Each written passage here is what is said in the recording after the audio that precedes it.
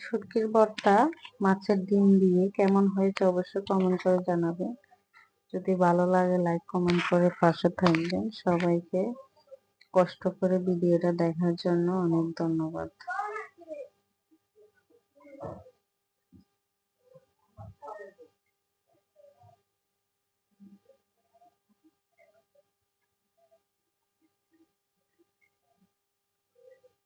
দিয়ে মরিচ পোলা করবো, তো এটা হয়েছে মাছের ডিম, এখানে শুটকি, আর এখানে টমেটো পেস্ট করা, ফ্রোজিং করা, মানে ফ্রিজ থেকে ডিপ ফ্রিজ থেকে বের করেছি। আর এখানে আমি পেঁয়াজ দিয়ে দিয়েছি যতটুকু লাগবে।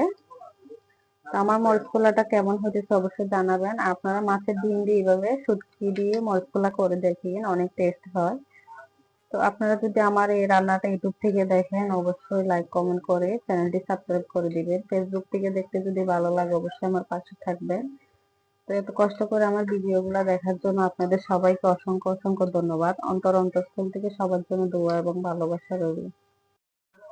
তো আমি পানি দিয়ে দিয়েছি, এখন এক এক করে মশলা দিব। তো আমি ফার্স্টে এখানে টমেটো, শুটকি, মাছের ডিম দিয়ে দিয়েছি।